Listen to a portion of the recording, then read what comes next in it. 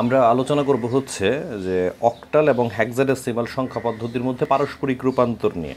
ব্যাপারটা হচ্ছে এরকম যে আমার কাছে যদি একটা অক্টাল সংখ্যা থাকে, এটারকে কিভাবে আমি হেক্সাডেসিমালে রূপান্তর করতে পারি, কিংবা একটা হেক্সাডেসিমাল সংখ্যাকে কিভাবে আমি অক্টাল সংখ্যা পদ্ধতিতে রূপান্তর করি, এটা নিয়ে মূলত কথা বলবো। দেখো, অক্টাল থেকে হেক্সাডেসিমাল কিংবা হেক্সাডেসিমাল থেকে অক্টাল করার সরাসরি কোনো পদ্ধতি নেই। সেক্ষেত্রে যে কাজটা করতে হবে, যে অক্টাল থেকে যদি হেক্সাডেসিমাল করতে হয়, সাপোজ এটা হচ্ছে অক্টাল থেকে প্রথমে নিতে হবে হচ্ছে বাইনারিতে, সেই বাইনারিটাকে আমাদের হেক্সাডেসিমালে রূপান্তর করতে হবে।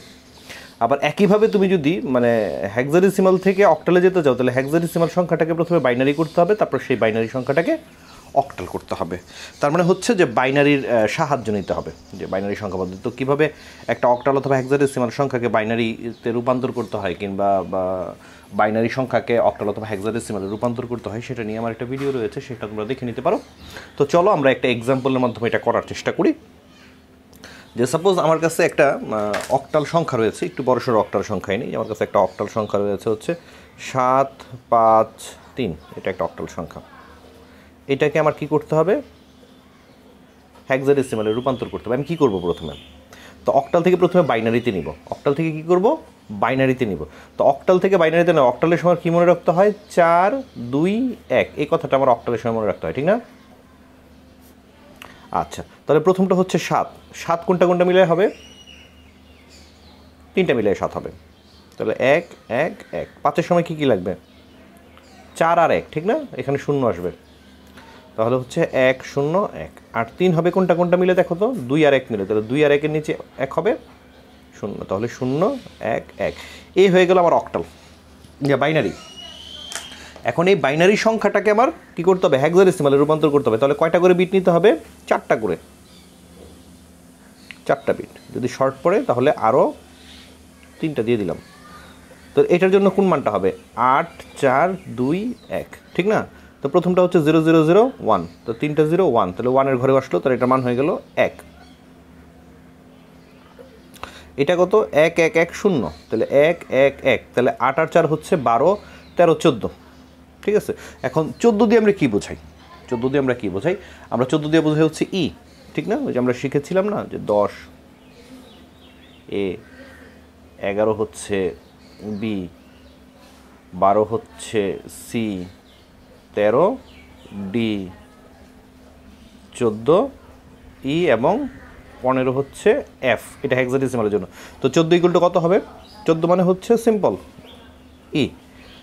তারপরে হচ্ছে 1 0 1 0 1 1, তার মানে 8 আর 2 10 11, তো 11 মানে কোনটা? বি। তাহলে আবার কিসের থেকে রূপান্তর হয়ে গেল? অক্টাল থেকে হেক্সাডেসিমালে রূপান্তর হয়ে গেল, ঠিক না? একইভাবে যদি তুমি একটা হেক্সাডেসিমাল সংখ্যাকে অক্টাল করতে চাও, সাপোজ তোমার কাছে একটা অক্টাল সংখ্যা, হেক্সাডেসিমাল সংখ্যা রয়েছে, যেমন মনে করো হচ্ছে এ বি আব্বা, ইটস হেক্সাডেসিমাল সংখ্যা। তো এটাকে আমার যদি ডেসিমালে ইয়াতে নিতে হয়, কি বলে, অক্টালে নিতে হয়, তাহলে প্রথমে বাইনারিতে নেওয়া লাগবে, ঠিক না? এ মানে হচ্ছে কি? এ মানে হচ্ছে 10, তো 10-এর জন্য কোনটা কোনটা আসবে? 8 আসবে, 2 আসবে, তাহলে 1 0 1 0, তাহলে 1 0 1 0। বি মানে হচ্ছে 11, 11-এর জন্য কোনটা আসবে? 8 9 10 11, ঠিক না? 1 0 1 1 1 0 1 1। আবার বি এর জন্য কি আসবে? 1 0 1 1। আর এর জন্য কি আসবে? 1 0 1 0। তো এটা কিসের রূপান্তর হলো? এটা বাইনারিতে রূপান্তর হলো। এখন এই বাইনারিটাকে আমার কী করতে হবে? বাইনারিটাকে আমার অক্টালে নিতে হবে। তো 3টা করে বিট ধরবো হাতে ডান পাশ থেকে, 3টা 3টা 3টা 3টা 3টা, আর যদি শর্ট পড়ে যায় তাহলে বাকিগুলো কাভার করে দিব। তো প্রথমটার মান কত হলো? 1। দ্বিতীয়টা কত হলো? 0 1 0 মানে হচ্ছে 2, 1 0 1 মানে হচ্ছে 5, 1 1 0 মানে হচ্ছে 6, 3টা 1 মানে হচ্ছে 7, এবং 0 1 0 মানে হচ্ছে 2। তাহলে এটা হয়ে গেল অক্টাল। তো এই ছিল আমাদের হচ্ছে যে কীভাবে একটা অক্টাল অথবা হেক্সাডেসিমাল অক্টাল সংখ্যাকে হেক্সাডেসিমাল এবং হেক্সাডেসিমাল সংখ্যাকে অক্টাল সংখ্যায় আমরা রূপান্তর করি। তো আজকে এ পর্যন্তই। পরবর্তী ভিডিওতে নতুন কোনো বিষয়ের আলোচনা হবে। তো সে পর্যন্ত সবাই ভালো থাকবে। ধন্যবাদ সবাইকে।